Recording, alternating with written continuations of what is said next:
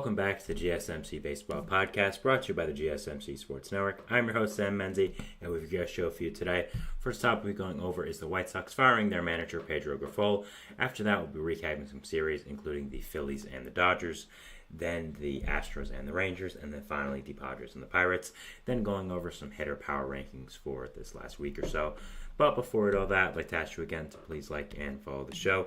We do get a number of questions from viewers, so to ensure that your question does get read in the air, please hit the link, GSMCpodcast.net. It really does help the show, and it really does mean a lot, so thank you so much for that. And let's get back into the show for today. All right, so first topic is, of course, going to be about the big news that did break this morning, the White Sox firing their second-year manager, Pedro Grifol. So I wanted to go over that, give my thoughts on it, give some people I think could be candidates to manage their team next year, and just go over all that. So let's get into it. So, going over Grifol, obviously was hired 2 years ago for the replacement of the disastrous hire of Tony La Russa, who they tried to, kind of get the good old days back with the White Sox, and utterly failed. La Russa was shown sleeping in the dugout some games, really did not mesh well with this new time of baseball, and people thought it was going to be a disaster when it first happened, and one of the few times where people thought it was going to be a disaster, and it was a disaster. He really just ruined a really bright young team, and it was really unfortunate. So, obviously, to counteract that, they tried hiring a younger manager, a guy who they thought could be there for a little while. Royals, at the time, bench coach Pedro Grifol, and now Grifol is out after a year and a half. Grifol really has done pretty bad there, had a pretty awful season last year, and this year, of course, has the team on pace to be one of the worst teams in the history of probably not just baseball, but in sports overall. So, I know what a lot of people are going to say in that, oh, he was just a scapegoat, this team is bad with or without him. And I agree that in some ways Grifol is a scapegoat, but I also think that he's just genuinely a really bad manager. He's not worse than La Russa, because I don't think anyone is. But I think that, you look at the White Sox going into 2023. People don't remember that they weren't supposed to be that bad. I mean, 2022, they finished 81-81, which isn't horrible. Everyone looked at them like they had a decent chance to win the division. They added some reinforcements, notably getting Andrew Benintendi into the biggest contract in franchise history. Of course, that turned out to be an absolute disaster as well. But still, the White Sox finished 81-81. They still had a really good young core, and they looked like they had a decent chance to win the AL Central, and everything came crashing down. They were one of the worst teams in baseball. They got the 5th overall pick, which shows you how bad they were. And this year now, they are, again, one of the worst teams in the history of baseball. So, as much as I think, yes, Grifol was kind of a scapegoat because any manager at this record would have been fired, I just also think he's a genuinely bad manager. I think his history proves that. There were a lot of rumors going around that players hated him and he wasn't a good communicator. So I think it was just time to move on from him. Maybe he'll be a good manager in the future. I've seen crazier things. I mean, Gabe Kapler was one of the worst managers I've ever seen with the Phillies and did a really great job with the Giants for the past 4 or 5 years before he got let go, obviously, this year for Bob Melvin. But there have been crazier things happen, so I think we could see Grifol be a good manager in the future, but he was really bad with the White Sox, and I don't really think that's a crazy thing to say. Now, so again, I do agree with the decision. I think it had to be done, especially with how bad this team was this year. You can't fire players, so the closest thing you can do is fire the manager, and that's exactly what they did. I like Chris Getz. I think he's a really good player, president of baseball operations, who should do a lot of good with the White Sox in the future.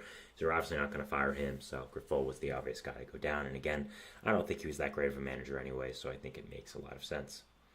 So next we have to ask, who are some guys that could replace Grifol? So I'm going to give 3 guys I think could be really good replacements, and rumors suggest as well. So getting into that. So the first one we have is the A's current manager, Mark Kotsay. Kotsay was a former baseball player, of course, former MLB player for a long time with a number of teams. Was a really solid outfielder for a little while, and then quietly transitioned into coaching, and then eventually got the manager job for the A's, and has done a pretty good job for these past 2 years. Had big shoes to fill in once the Giants, of course, got once the Padres, I should say, of course, got Bob Melvin, then the Giants got Bob Melvin. Once Bob Melvin left from the A's is what I'm trying to say. He had big shoes to fill. Was one of the best managers in baseball, one of the best managers in franchise history, and Kotsay's done a really good job. Nobody really expected Kotsay to win with the A's. That wasn't really what it is, but they expected, a lot of development. They expected young players to get better, and I think that's what really happened. The A's haven't been as bad as we expected them to be this year. We kind of expect them to be one of the worst teams in baseball history. and they haven't been that bad. I mean, they've been bad, but you've had some nice shining performances. You've had, again, Lawrence Butler become a really solid outfitter for you guys, a future star on that team. Mason Miller become one of the greatest closure seasons we've ever seen. Brent Rooker become one of the better DHs in the entire league. So you've seen development from this team, and Kotsay has shown to do a fine job. And I think in a more competent organization, which I think the White Sox are barely, I think will make a lot of sense. And if he does want to leave the A's after this year, I believe his contract is up. I could be wrong about that, but I believe it's true. I think the White Sox make a lot of sense. He's used to developing a younger team with not a lot of expectations to be better than they were, and I think he would make a lot of sense for this White Sox team. Probably wouldn't cost much as well. Next one, we have what I would say is the most likely candidate and probably the biggest name on the market here for managers, which is going to be Skip Schumaker. Schumaker, of course, former baseball great with the Cardinals, fantastic outfitter with them, now has managed the Marlins for the past 2 years, won Manager of the Year last year, got the Marlins to the playoffs out of nowhere, and has done a really, really great job out there in Florida. I think he's been a fantastic manager, and I think a lot of teams would love to get him. His contract is up after this year, that I know. Also, even if it wasn't, I think they probably would let him go. Peter Bendix wants to kind of run his own Marlins team, and I think with that comes choosing his own manager. I'm sure he'll pick someone from the Rays organization. And I think that Schumacher is going to be a free agent this offseason. Even if not, I'm sure the Marlins will be down to trade him to anyone. And I think a lot of teams are going to be interested, and I think the White Sox should be at the top of this list. Firing Grifol, obviously you need a replacement, and Schumacher has done a fantastic job with this Marlins team these past 2 years, has gotten them to the playoffs last year when nobody expected them to do that. I mean, nobody. That was a shocker. Is obviously great with younger teams and player development, and is a former player as well. So I think Schumacher could be a fantastic, fantastic add to this Marlins team, to this White Sox team as a manager. If the Marlins are willing to let him leave, which I don't think they should. I think he's a manager that could be there for the next 15, 20 years. But if they want to let him leave, go ahead. What are you going to do? As a Mets fan, I'll be happy. Worse the Marlins are, the happier I am. So, yeah, I think that Schumacher could be a great fit to really any team that needs a manager.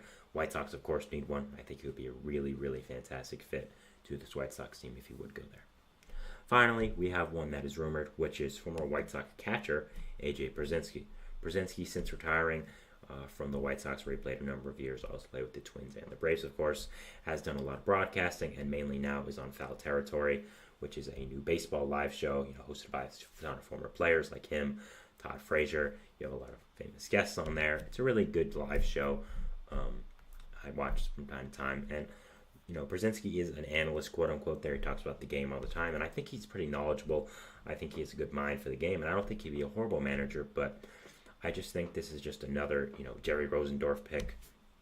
This was rumored by Bob Nightingale, who's usually very on with the White Sox rumors, that they are already looking to hire him as the 2025 manager. And I think, again, he can be a fine manager in the future if that's the route he wants to go. I really think so. But I just think when you're trying to signal hope with this White Sox team and this White Sox franchise and to the fan base, I think hiring a former player of the team would just be not good. I mean, you've did that before, obviously getting Tony La Russa, getting a former White Sox to manage the team. I just don't think it would be a great idea.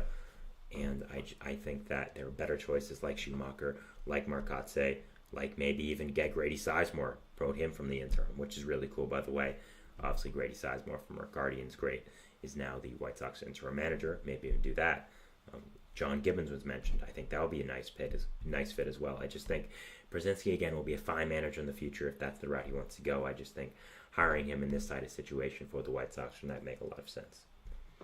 Now, as much as it is all kind of doom and gloom for the White Sox right now, I still think they have a relatively good future. They have a lot of good young players that are going to come up or are on this roster already. Of course, we're not going to really count Luis Robert and Garrett Crochet because I'm sure they'll get traded this offseason, but they're both going to bring back huge hauls of prospects. You, of course, have Colson Montgomery coming up soon. You got Noah Schultz. You got Jonathan Cannon in the rotation. Hagen Smith, of course, 5th overall pick this year. You have obviously a lot of other good young players on this team as well. So I think there are still a lot of good pieces on this White Sox team. It's just kind of about getting it all together, putting it all together, and just making a really, really good team. I think one of the things is Jerry Rosendorf has to start spending money. $75 million to Andrew Benintendi as your biggest contract in franchise history when you play in Chicago, Illinois, to me is pretty pathetic. So I think a lot of it just has to start going a lot different for this White Sox team if they want to be competitive rather quickly and they want to be a good team in the next 3-4 years. So a lot to think about here, but Grifol obviously getting fired, I think was the right decision. I think it had to be done, and I think Schumacher could be a good fit. I think that Marcotte could be a good fit.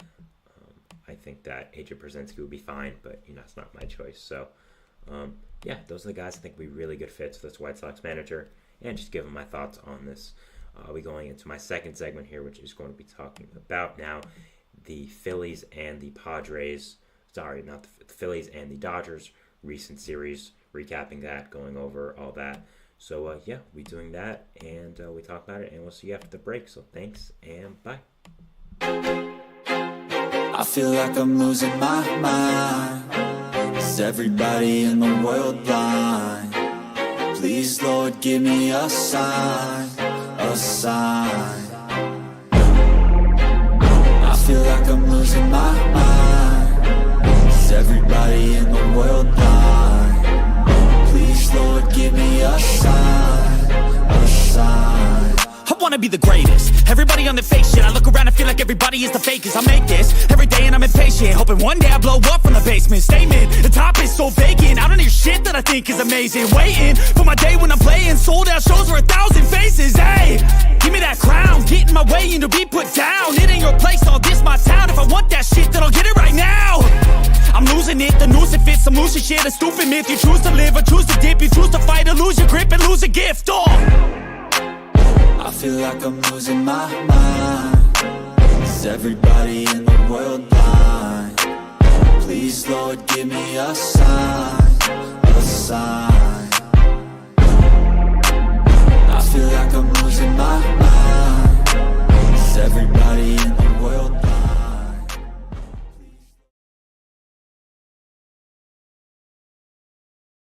And we're back here on the GSMC Baseball Podcast, bringing you our second segment, which is going to be talking about the Phillies and the Dodgers recent series, recapping that. But before I do that, I'd like to ask you to please like and follow the show. Once again, we do get a number of questions from viewers, so to ensure that your question does get read in the air, please use the link gsmcpodcast.net. It really does help the show, and it really does mean a lot, so thank you so much for that. And let's get back into the show for today. All right, so our second segment is going to be about the recent Phillies and Dodgers series that did wrap up last night. Very important series, of course, as the Dodgers and the Phillies have been the two best teams in the National League pretty much all year. So whenever these two teams play, we always get people talking about, NLCS preview, two best teams, want to see what happens. So I thought it was really exciting, and I wanted to go in here, talk about it, and give my thoughts on the series, and obviously talk about who won. So let's get into it. So the first game we have here is going to be on Monday, which we had a matchup of Tyler Glasnow and Aaron Nola, two ace-level pitchers, two great pitchers in the league over the past few years. Really great matchup. Scoring will start off in the top of the second when Bryson Stott with an RBI single to make it 1-0 Phillies, and then a wild pitch by Glasnow would score Stott and make it 2-0. But bottom of the third, the Dodgers would have a huge inning with an Andy Pages double, a Shohei Ohtani sacrifice fly, and a Teoscar Hernandez two-run home run to make it 4-2, and would go out and take the lead right there. Phillies would try to come back a little bit in the top of the sixth with a Alec Bohm RBI, making it 4-3. But a Shohei Ohtani insurance home run is 34th of the year. Jeez, what a guy. Would make it 5-3 Dodgers, and they would end up winning that game. So, Aaron Nola would go 6 innings, giving up 8 hits and 4 earned runs. Not a horrible start, obviously. He went 6 innings against the Dodgers. Again, 4 earned runs isn't good, but it was really only one bad inning, and against an offense like the Dodgers, what are you really gonna? You really can't be that mad. For the Dodgers, they had Glasnow on the mound, who was fantastic. 6 innings pitched, 5 hits, 3 earned runs, no walks, 9 strikeouts. ERA at 3.54. Fantastic start by him. So obviously the Dodgers would take Game 1 of the series. Both these teams have been struggling a little bit this past month or so. So this series would be really important for both of them to be able to kind of stake their claim as the best team in the National League. So the next game we move on to Tuesday night, it will be Christopher Sanchez versus Clayton Kershaw, a battle of the Southpaws here. Top of the fifth, scoring would finally open up with a Kyle Schwarber RBI single to score Austin Hayes, making it 1-0 Philly. Then at the top of the sixth, a huge inning for the Phillies, making it 2-0 with a Nick Castellanos RBI single, and then a Edmundo Sosa RBI single to make it 4-0. Dodgers would attempt to come back in the bottom of the sixth with a Will Smith RBI groundout and a Teoscar Hernandez solo home run, but Edmundo Sosa and Kyle Schwarber hitting home runs for insurance to make it 6-2, and they would end up winning that game 6-2. Dodgers had Kershaw on the mound, who went 4 2/3, giving up 5 hits, only 1 earned run, no walks and 5 strikeouts. Of course, you're really trying to stretch out Kershaw for the playoffs, so not really focusing too much on the regular season starts, even for one as important as this. So the fact that he didn't walk anyone, I think, is a really good sign, and having the Oakley and Kershaw back would be huge for the Dodgers in the playoffs. Phillies had on the mound Christopher Sanchez, who went 6 innings pitched, giving up 5 hits, an earned run, a walk, and 2 strikeouts, having an ERA of 3.27. Really great start there against the Dodgers offense. Sanchez has been one of the biggest breakout stars of this Phillies team all year, and has become really a great piece of this Phillies rotation, and one of the big pieces why so many people like them going into the playoffs. So this 3-game series now would come into the very important third game. These teams have split the series. Whoever wins this game will now have the stake of, we beat the other best team in the National League in the series. You can be the best team, all that kind of stuff. So it'll be interesting to see here, and it'll be a really fun start. So Kyle Schwarber would hit a leadoff home run, of course, in the top of the first, his 25th of the year, to make it 1-0 Phillies. But in the bottom of the first, a Freddie Freeman RBI single and a Miguel Rojas RBI single would make it 2-1. Another Freddie Freeman RBI to make it 4-1 would get the Dodgers out very early of 3 runs. It was looking really good for them. But then the Phillies came storming back. In the top of the fifth, a RBI double by Kyle Schwarber would score Nick Castellanos and Johan Rojas to get the Phillies within a run. And then a JT Realmuto RBI groundup would tie the game up, making it 4-4. So another great job by the Phillies to be able to come back with this. A wild pitch by Joe Kelly would make it 5-4 Philly, and then the hammer would come down. Joe Kelly would leave a pitch right over the plate, and Kyle Schwarber would hit a 3-run home run to make it 8-4 Philly. Schwarber would absolutely feast in this game and this series. Top of the ninth, another Schwarber home run would make it 9-4 Philly, and they would end up winning this game and taking the series from the Dodgers. Really, really great series win, but we'll get to that in a moment. The Phillies had on the mound, a new pitcher for them, Tyler Phillips, who they just called up from the minor leagues, who's really only thrown 31 innings this year. He went 5 innings pitched, giving up 6 hits and 4 earned runs. Not horrible. Especially for his, one of his first career MLB starts, to then be against the Dodgers offense. Only 4 runs isn't the worst thing. Dodgers had on the mound, Gavin Stone, who went 4 2/3 innings pitched, giving up 6 hits, 3 earned runs. Bullpen would not be great after that as well, with Alex Vesia giving up 2 and Joe Kelly giving up 3, as well as Michael Grove giving up 1. So bullpen didn't really hold as they needed them to, but really the big story here is the Phillies. They have been struggling a lot this past month or so, still having a great team. That's what the advantage is of getting out to such a great lead up front, but they have been struggling a little bit, and now winning this series against their direct rival this year, the Phillies, the Dodgers. The Phillies rivals, not the Phillies. The Phillies rivals, the Dodgers. Winning the series against them is a really, really great job, and just a fantastic thing by them. I think it really stakes their claim as, we are continually the best team in the NL this year. We are the team to mess with. If you want to win the NL, you're going to have to go through us. I think they did a really good job here. I think they right now have the better rotation by far, especially with all the injuries the Dodgers have. I think that the offenses are pretty close, but I would say currently the Phillies have the best lineup because we don't know what Mookie Betts is going to look like from getting back from injury. Obviously, the Dodgers got Freddie Freeman back right in time for the series. Of course, he was dealing with a non-injury situation with his son, of course, so I'm sure if he needed to be out for the rest of the year, people would have understood. But just baseball-wise, it was good that they did get him back for the series, and he, of course, was a big help, even if they did only win 1 game. So I think both these two teams are continuously the class of the NL and look to be fantastic. Now, I think it's really going to be interesting to watch down the stretch who is going to end up being the first seed in this playoffs. Both are obviously going to win their divisions. Both are obviously going to make the playoffs, of course. And I think their records are pretty similar, but it's going to be interesting again to see, who ends up as the first seed in the NL, who gets home field advantage throughout the playoffs. I think both have a lot going for them. Again, I think the Phillies have the better pitching. I think both offenses are pretty similar, but when healthy, I think the Dodgers just simply have more length. Phillies lineup at the end is kind of a little light. I don't really think people want to admit that, but Bryson Stott hasn't been having a great year. Brendan Marsh's been bad for a few months now, and Nick Castellanos has been pretty much a disaster since coming to Philly. So I think the Dodgers have a lot more length, especially with what they add at the end of the lineup at the deadline. So I like their lineup a little bit more. I mean, that top three is just insane. I mean, imagine opening up a game where you have to face Shohei Ohtani, Mookie Betts, and Freddie Freeman back to back to back, and then you don't even get a break. You got to face Will Smith, Andy Pages, Max Muncy when he's healthy, all the other great hitters in that Dodgers lineup as well. So both these two teams are fantastic.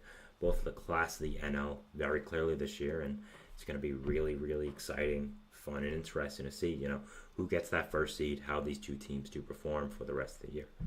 But I think this series win was really big for the Phillies. Again, they've been struggling a little bit this past month or so, and being able to now take this series against the Dodgers, their direct rival this year in the NL, who have technically been the class of the NL, I think is a really, really fantastic job. And I'm very excited to watch again what happens with these two teams the rest of the year, what storylines are going to emerge, and for all just who beats out who for what spot in the playoffs. So really, really exciting to see what is going to happen. And I am very, very interested to see just what happens with these two teams going forward. So that is my second segment here, going over the Philadelphia Phillies and the Los Angeles Dodgers and their series, where the Phillies, of course, did win 2-1 over Los Angeles. We'll be going into our third segment here, which is going to be talking about the Texas Rangers and the Houston Astros series, recapping that. This is a very series-heavy episode, but there are a lot of good series that started on Monday, so I did want to go over them. And getting into this time now, there's going to be a lot of these because we know who needs to win what. So, yeah, going to be really interesting to talk about this, and talk about this specifically, the Astros and Rangers series, going from NL power weights to AL power weights. So, yeah, going over that, and we'll see you after the break. So, thanks, and bye. Looking for your daily fix of sports talk without having to pay for it? GSMC Sports Network is available on YouTube. Just search GSMC Sports Network. Get your fix of daily sports talk shows on YouTube, absolutely free. NFL, college football, NBA, MLB, MMA, UFC, fantasy football, and so much more.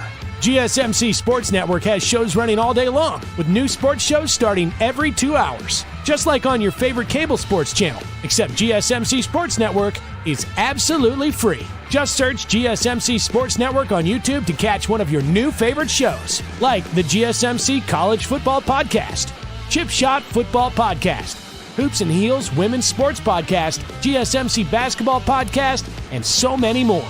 Check it out for yourself. GSMC Sports Network, now available on YouTube absolutely free. Search GSMC Sports Network on YouTube right now.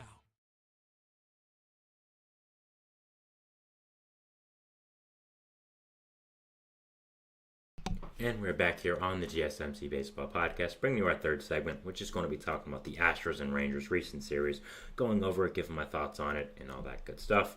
But before I do that, I'd like to ask you once again to please like and follow the show.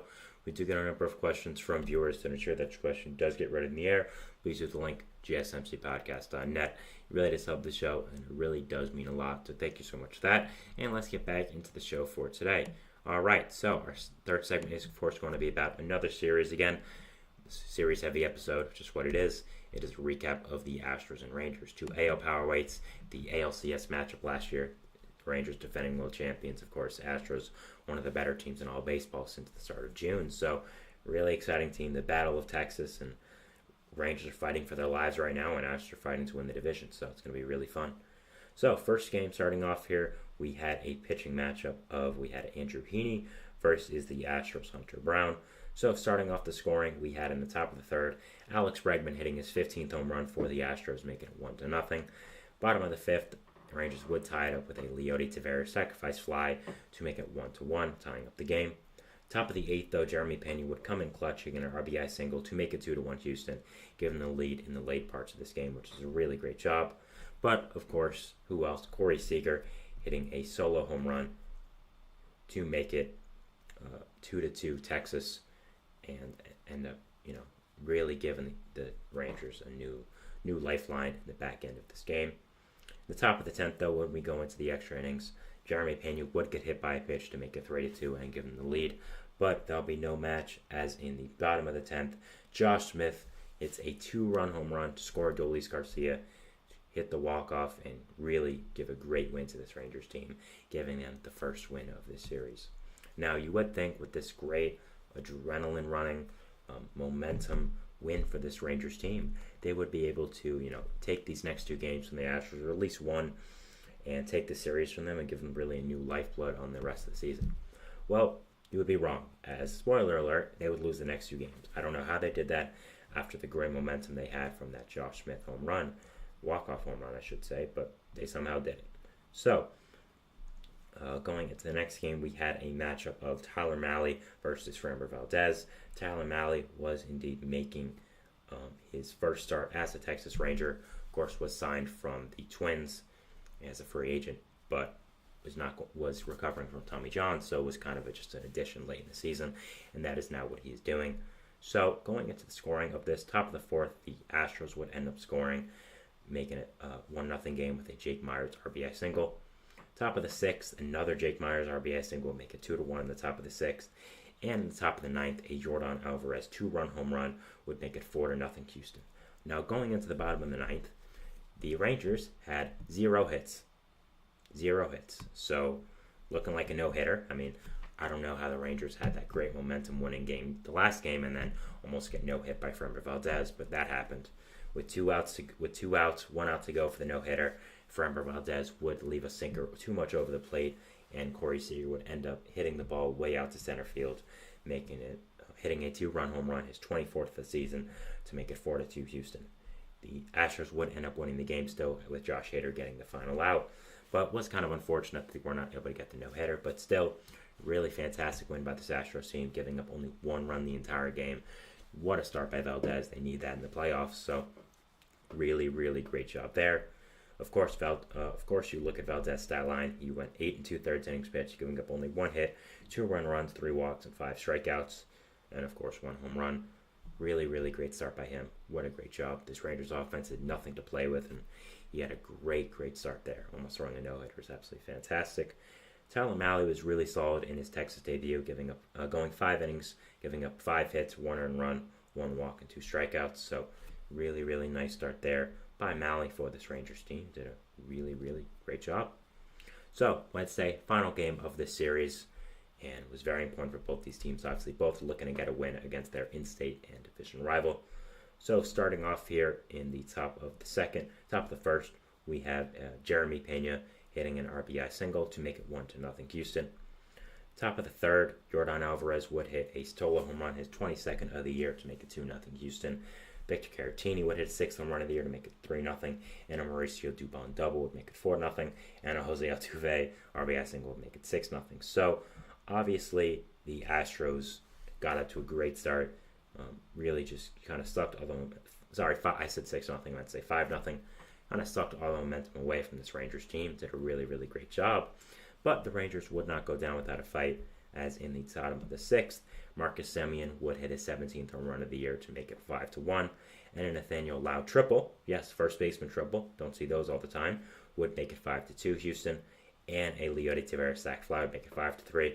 The Astros would end up adding on more, though, with Alex Bregman's insurance run RBI single to make it 6-3 Houston. And then in the bottom of the 8th, a Jonah Heim RBI single would get the Rangers closer, making it 6-4, but they would not end up scoring, and that would be it for them, as the Astros would end up taking this game and the series, making it 6-4 Astros. They had new addition Yusei Kikuchi on the mound, who went 5 1/3 innings pitched, giving up 4 hits, 2 runs, 3 walks, no strikeouts, and only a homer. Really solid start there. Again, they gave up a lot for him, but I think just the arm is a great, great addition to the Astros team, and I think he's going to be really good for them down the stretch. The Rangers, of course, had on Monday, they had, surprisingly, Jose Urena, who's made a lot of starts for them, and surprisingly been decent. I don't know how he's still in the league. I don't know how he's still surviving. I still remember him being, that crappy little starter with the Marlins a long time ago, but somehow still making competitive starts for teams. So good for him. Was pretty solid there, but really, really great series win for this Astros team, continuing to make the claim that they are the best team in the AL West, one of the best teams in the entire AL, and winning against the defending world champions, no matter how much they're struggling, is always a great job. And also, the Astros and Rangers are very good. They're direct rivals. They're both in the same state. They're in the same division. They play each other all the time. They're great rivals. So for the Astros to win the series, now we're a half game above the Mariners for this AL West, and it's really going to be a dogfight all year to see who gets that. I think it was a really, really good job, and yeah, nice series win by this Astros team. It's going to be interesting to see, which of these teams makes the playoffs, because I think it's very unlikely that both the Astros and the Mariners will end up making the playoffs. I think whoever wins the division is going to be the only team to make the playoffs. I don't think either team is going to make the playoffs as a wild card right now, because they're around 5 games out and it'll just be a lot to overcome. But it will be interesting. I mean, Mariners are only half game out, so it's going to really come down to the wire who is going to end up winning this division. Now, the Rangers are in a really, really rough predicament right now. I mean, this series loss just kind of clinched it for them, I think. They're now 54-61 and are 9.5 out of the wild card. They're below the Tigers, who, sold off a bunch of their players at the deadline. So, really unfortunate time for the Rangers right now. I kind of think they've accepted their fate, that they're not going to be competitive this year. And, yeah, obviously won the World Series last year. Can't be too mad about this year. But, it's kind of unfortunate that you did buy at the deadline, quote unquote, or you don't really buy, you didn't sell is what I'm trying to say. And now it's very unlikely that you do make the playoffs. I mean, you're 9.5 out of the wild card. You're below the Tigers, for crying out loud. You're 5.5 out of the division. I think it's kind of time for you guys to roll over and accept your fate. Jacob deGrom coming off the injured list isn't going to give you 5.5 games of making ground in the division. So it's really unfortunate because, man, the Rangers could have had a franchise-changing deadline. I mean, imagine what you could have gotten for Nathan Eovaldi, for Andrew Heaney, for those pitchers on the market, mainly Eovaldi with his playoff success. Could have even traded some position players as well. Deal from that part of your depth. So really unfortunate for them, but I kind of think that's it for them on this year. I think we're kind of closing the book on the Texas Rangers and their season this year. I just don't think there's a way for them to be extremely competitive again this year, and I kind of think that's it. Had a great season last year. Wasn't your time this year. I think go out and get some starting pitchers in the offseason, rebuild for next year, and kind of get it going for try to be competitive next year, and get reinforcements in the rotation in the offseason. So that is my third segment here, going over the Astros and the Rangers series. I'll be going into my fourth segment here now, which is going to be talking about the Padres and the Pirates series. I promised the last one of today, going into the fourth segment, going over the series, going over the sweep. I'm sure you guys know what team swept at this point, but we'll be talking about it. So, we'll be going over that, and we'll see you after the break. So thanks, and bye.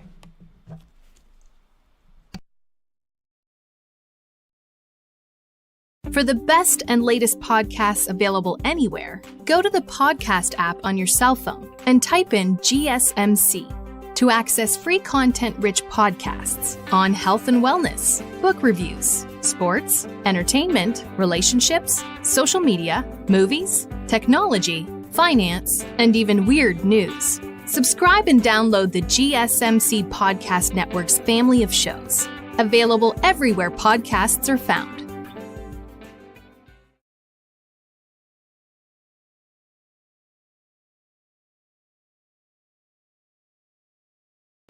And we're back here on the GSMC Baseball Podcast, bringing you our fourth segment, which is going to be talking about the Padres and the Pirates recent series. 2 heavyweight wildcard spots right now, going over that. But before we do that, we will be asking you once again to please like and follow the show. We do get a number of questions from viewers, so to ensure that your question does get written in the air, please use the link gsmcpodcast.net. It really does help the show, and it really does mean a lot, so thank you so much for that. And let's get back into the show for today.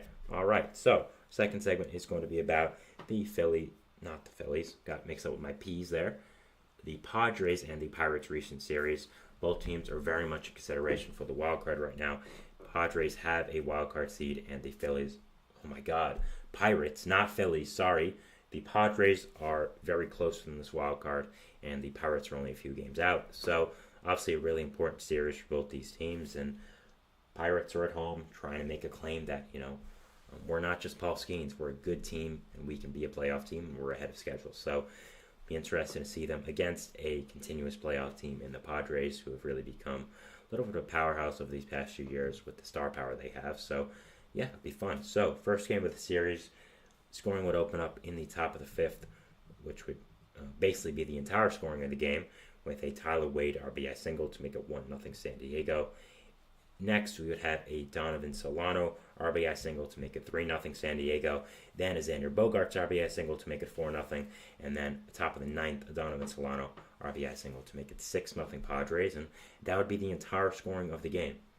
Yup, the Pirates would get only 5 hits against this Padres pitching staff. You had Dylan Cease going, who only went 1 inning, which was obviously very unfortunate for you guys. Hopefully he's okay, and hopefully the injury turned out okay. I'm not sure exactly what happened with him. I do remember that he was pulled from the game early, but obviously you hope that it's nothing serious, and it was just kind of something that was obviously something that is not, it's not awful, I should say, with this. So, basically after that it was a bullpen game, and you had Brian Hoeing, who you just got from the Marlins, do a really good job in the bulk part of this game, going 3 2/3 innings pitch, only giving up 1 hit. Did a really good job there, and then you were able to show how good your bullpen is. This is a strength now after acquiring Tanner Scott, Jason Adam, and Hoeing. You had Maura Hone go, Jason Adam go, Tanner Scott go, and Jeremiah Estrada go. All of them gave up 0 runs. It just shows how deadly this bullpen is and how big of a factor it's going to be for the rest of the year. The Pirates had on the mound Jake Woodford, who did not do great, let's just say. They had Billy Falter on the mound and Jake Woodford. Woodford went more innings, but Falter technically started the game, going 2 innings, giving up only 2 hits. Woodford then went the bulk of the game, going 2 1/3, giving up 3 earned runs. And then also Kyle Nicholas also did not do good, giving up a few earned runs after that. So Pirates pitching staff is usually the main part of their competitive fire for this Pirates team. Really the big part of why this Pirates team has been so good this year, but really failed them this game. And obviously they hope in the future it can be much better, but obviously it was a failure there. Going into this next game here, Pirates were really looking for a win. I think this is a really important series for them, of course, and obviously trying to get a win. And man, would this game be a heartbreaker, I'll just tell you that right now. Bottom of the first, you would open up scoring with a Rowdy Tellez RBI single to make it 1-0 Pirates, and then a Brian Hayes RBI single would make it 2-0 Pirates. Top of the second, though, Jackson Merrill would get a run right back for this Padres team, making it 2-1, and then a Brian Reynolds RBI single would make it 3-1 Pittsburgh. But in the top of the fourth, a Kyle Higashioka 3-run home run would make it 4-3 San Diego and give them the lead. Higashioka has been fantastic in that backup catcher spot. 14 home runs this year. Basically he's already past the home run total he had with the Yankees. Obviously was a big part of that Juan Soto trade, so has done an absolutely fantastic job since coming over. Bottom of the fourth, Andrew McCutchen, though, would tie it up, making it 4-4 Pittsburgh. When the Pirates need a big hit, you can always count on Kutch, is basically what he's trying to say there. Top of the fifth, Jackson Merrill would hit an RBI single to make it 5-4, but Andrew McCutchen once again would come in clutch, hitting an RBI single to make it 6-5 Pirates in the bottom of the sixth. What a game this turned out to be at this point. Top of the ninth, though, there'd be no scoring after the sixth. Jackson Merrill would come in huge, hitting his 15th home run of the year. Top of the ninth, tying up the game, making it 6-6 San Diego.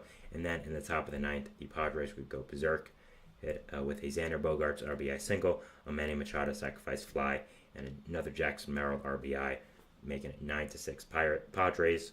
Brian Reynolds would walk in the bottom of the 10th to make it 9-7, and a wild pitch by Maura Hone would make it 9-8. So the Pirates would get close, but would be no match, as the Padres offense would end up overwhelming them and winning this game for them. So, Pirates have a lot of good things in their pitching staff, but the back end of their bullpen has been really rough. David Bednar and Colin Holderman have not been exactly what you wanted it to be this year, and Otis Chapman is very up and down. So their bullpen really blew this game, did not do a good job, and Colin Holderman, who's supposed to be a big part of their bullpen this year, really did not do well in this game, going an inning, giving up 2 hits, 3 earned runs.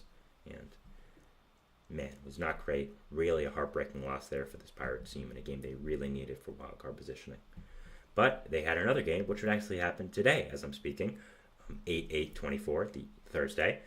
Game just ended a little while ago, so I was hoping it would, so I'll be able to talk about it, and it did. So we're going over it, and man, was it another heartbreaker for this Pirates team. Of course, would end up getting swept, which we'll talk about after, but really sad. Top of the first, Manny Machado would start off the scoring great for this Padres team, making it 2-0, his 18th home run of the year. Top of the second, David Peralta with his 4th home run as a Padre, making it 4-0 San Diego.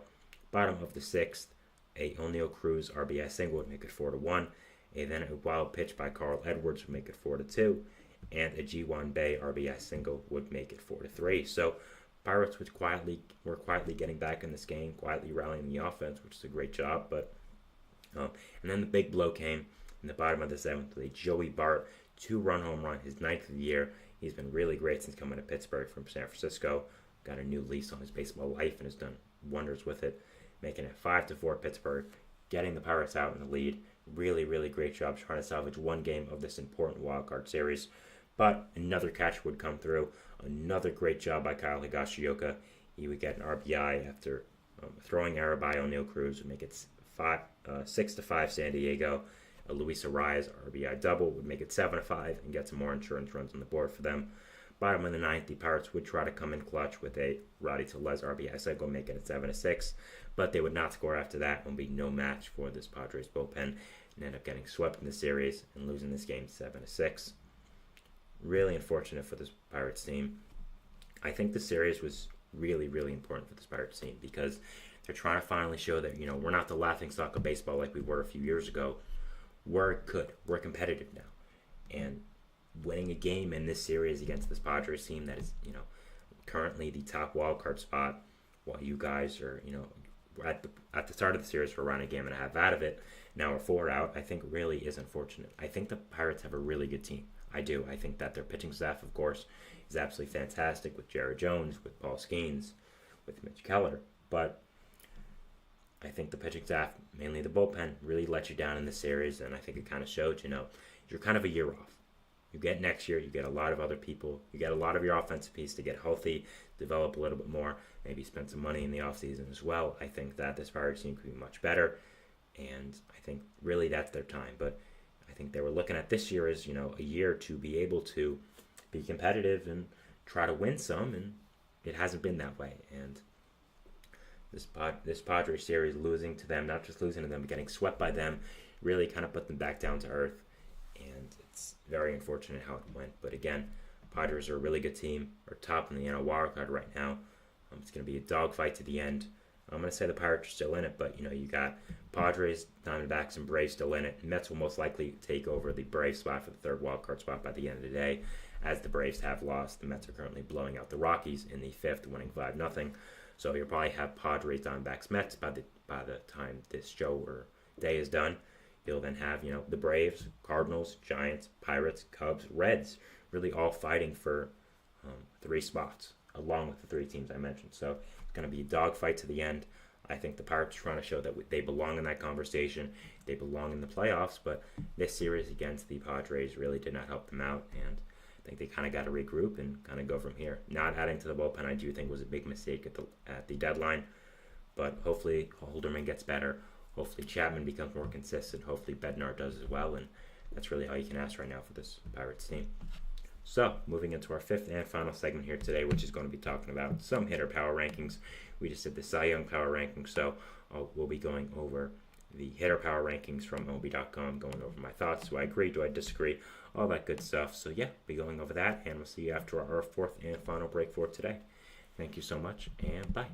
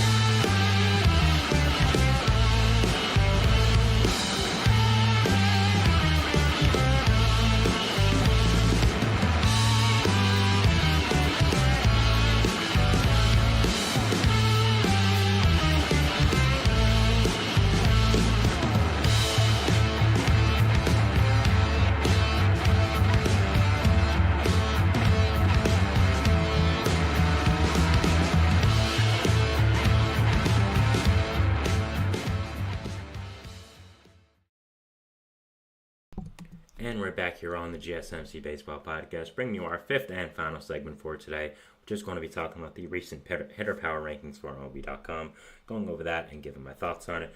But before we do that, I'd like to ask you once again, one last time, to please like and follow the show. We do get a number of questions from viewers, so ensure that your question does get read in the air. Please use the link, gsmcpodcast.net. It really does help the show, and it really does mean a lot, so thank you so much for that. And let's get back into the show for today for our fifth and final segment. Again, we're going to be talking about some hitter power rankings for today, going over that. So, yeah, MLB did just come out with their new hitter power rankings for this week or so, and, obviously for the season, but factoring in really recent performances. So, yeah, going over that, and let's talk about it. So, starting off at number one, we, of course, have from the New York Yankees, Aaron Judge. Is this a shocker? Not at all. Is this a surprise? Not at all. If Judge isn't your number one in these kind of lists, you don't know what you're talking about, with all due respect. I mean, the guy was walked with the bases empty with 2 outs multiple times in that Blue Jay series. Just shows how incredible he is. I really do think he is making the claim as sort of the modern-day Barry Bonds with how feared he is. I mean, people, walking him with nobody on base. They're pitching around him. He's walking all the time. He really is making a claim for the modern-day Barry Bonds. And as far as we know, he's not doing it. He's doing it without the juice. He's doing it without the juice. So, obviously, is becoming one of the greatest hitters in baseball history. I still don't think he's the greatest right-handed hitter ever. I know a lot of people do. I still think some guys are better, like Hank Aaron. I think Albert Pujols is better. I think Mike Trout is better. But he's in that conversation at this point. He's still got at least 5 or 6 years left on, in his career. So it's going to be super interesting to watch, not just for this year, but for the rest of his career as well. What does happen with him and where he does stand in the larger frame of baseball for the rest of his career. We're going, second place here we have from the Kansas City Royals, Bobby Witt Jr. Yeah, I think that's the obvious 1 and 2 right now. Witt has quietly, really started to get an MVP case here.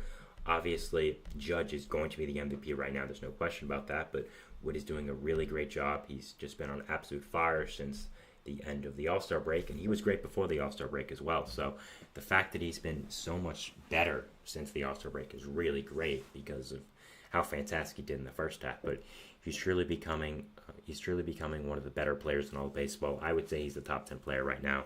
Is giving the argument for being the top shortstop in the entire league. I think it's really him, Gunnar Henderson, Ellie De La Cruz, and Francisco Lindor as the 4 guys that you can argue. So, I mean, what a season he's having. His numbers are really weird, as he's he's probably the best hitter in baseball at home, and then away he's still good, but not as good. I know a lot of people online are making jokes about how the Royals are cheating and how they're having an Astros cheating scandal, and making jokes about that. But I think it's just him being a lot more comfortable at home, and just being comfortable in front of those fans and being home. So, what a great season Bobby Witt Jr.'s been having. I think the home run derby really helped him out a lot, which is not usually the case for these younger players. So, props to him, and props for him for doing as well as he has. So, what a fantastic, fantastic season he has had here. Next, we have from the Los Angeles Dodgers, Shohei Ohtani. Ohtani has to be on this list, of course. I think it's really, again, him. It's really Judge, Witt, and Ohtani as the top 3 right now. I mean, what is there to say about Ohtani that hasn't been said? He's having another amazing generational type hitting season this year. He's just been absolutely incredible, and again, 100% deserves to be on this type of list, and definitely deserves this kind of placement. Is the premier hitter in this league right now, and is one of the best hitters we'll see in our lifetime. Number 4, we have Aaron Judge's teammate, of course, from the New York Yankees, Juan Soto. Yeah, again, Soto, I think that's a perfect placement for him. Soto has been absolutely incredible this entire year and has continued it. Obviously, he's getting a lot more pitches to see now because nobody wants to face Judge. And I mean, Soto's obviously incredible, and I think is probably the best pure hitter in all of baseball. But Judge is just in a different stratosphere right now. So the fact that you want to face Juan Soto so you don't have to face Aaron Judge is pretty incredible. So Soto and Judge, one of the most lethal combinations of a 2-3 punch ever, and he's an absolutely incredible player, Soto, and is going to continue to be, continue to do this well for the rest of this year and whatever team is on next year. Incredible. Fifth place here, we have, not fifth place, fifth position here, we have from the Baltimore Orioles, Gunnar Henderson. Henderson, like Witt, has become one of the big breakout stars of the season at the shortstop position.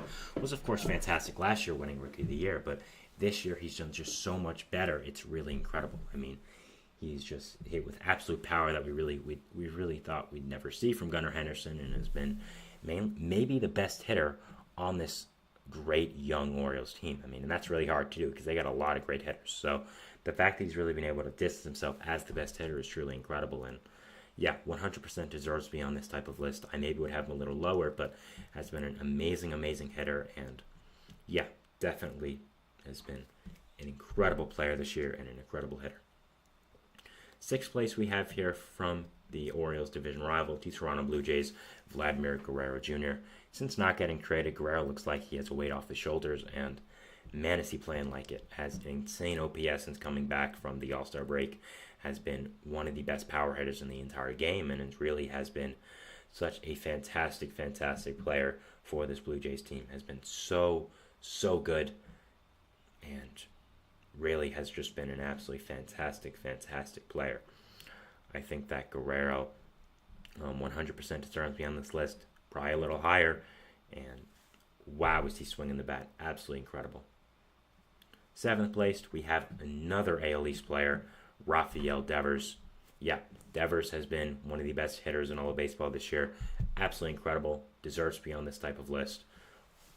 Again, 100% deserved. And yeah, I think Devers has been just really, really just incredible this year with the bat. Has always been an insane hitter, but is really going to new heights this year.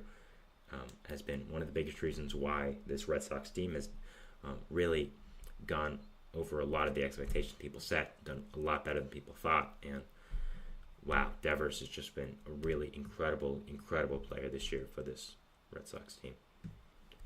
Eighth, we have from the Cleveland Guardians, Jose Ramirez. Ramirez has, of course, continued his long reign of being one of the best pure hitters in all of baseball, probably the best third baseman in all of baseball with how well he's done, and yeah, just absolutely amazing this year. Jose Ramirez has been really, really incredible, and has been one of the biggest reasons why, like the Red Sox, the Guardians have exceeded a lot of expectations been placed on them this year. Nobody expected them to be as good as they have been. People expect them to be good. I wasn't really one of those people, to be perfectly honest, but some people expect them to be good, but be maybe the best team in the American League. Nobody expected that. So Ramirez has been an absolutely incredible, incredible player for this Cleveland team, and yeah, definitely deserves to be on this type of list of hitter power rankings. I think this placement is more than fair. Ninth, we have Elly De La Cruz. Incredible. He's making an MVP case right now in the National League. I think it's going to Ohtani, but I think Elly is really, he's really giving him a run for it. Has just been absolutely incredible. Had a recent 4-for-4 game with a bunch of doubles. Just this extra base hits machine. And the thing about Elly is all his singles are either doubles or triples because he basically steals a base every single time he gets on first. So it's just an amazing, amazing, electric player. One of the future faces of baseball, and man, am I excited to watch him for the next decade plus. We actually have a tie for 10th place, which is interesting, with Ketel Marte and Jarren Duran. Ketel Marte, I think, definitely deserved the spot over Duran. Marte has been really in the MVP conversation these past few weeks or so. That's how great he's been. Duran has been great, don't get me wrong, but Marte's really just been on a different level. I would probably even have him a little higher on this list as well, if I had to think about it. But Marte's been absolutely incredible. So is Jarren Duran, but I think Marte definitely deserves to be on this list. If I was going to have my own list, to be perfectly honest, I would have the top four stay the same. I think that's good, but I'd probably have Vladimir Guerrero Jr. at 5, Devers at 6, and then Henderson at 7. Then I think Ramirez at 8 is good, Elly at 9 is good, and then Ketel Marte at 10 is good. Marte, I said would have a little higher, but looking at it now, I just don't think there's really anyone I can put him over. That's how great of a season everyone else is having. But the list they have here is, of course, 1 from the New York Yankees, Aaron Judge, 2 from the Kansas City Royals, Bobby Witt Jr., 3 from the Los Angeles Dodgers, Shohei Ohtani, 4 from the New York Yankees, Juan Soto, 5 from the Baltimore Orioles, Gunnar Henderson, 6 from the Toronto Blue Jays, Vladimir Guerrero Jr., 7th from the Boston Red Sox, Rafael Devers, 8 from the Cleveland Guardians, Jose Ramirez, 9 from the Cincinnati Reds, Elly De La Cruz, and tied for 10th we have from the Arizona Diamondbacks, Ketel Marte, and from the Boston Red Sox, Jarren Duran. So, that is my show for today, guys. I want to thank you so much for watching. Remember to like, subscribe to the notification bell to not only get notified when I upload, when all the other great content creators on this channel do. Make sure to follow us on Facebook, Twitter, TikTok, and Instagram for more content and updates. I'm your host, Sam Menzie. Thank you so much for watching. Remember to go for the show tomorrow, same time, 3:30 to 4:30 always, where I'm going to be giving my Friday power rankings, going over, ranking every team 1 to 30 in my power rankings. Yeah, I'll be doing that, and I'll be talking about every team. So if you want to see your team mentioned, then please go watch. But again, thank you so much for watching. We'll see you at Baseball Rosetta's tomorrow, and I'll see you tomorrow for my power rankings. Thank you again, and bye.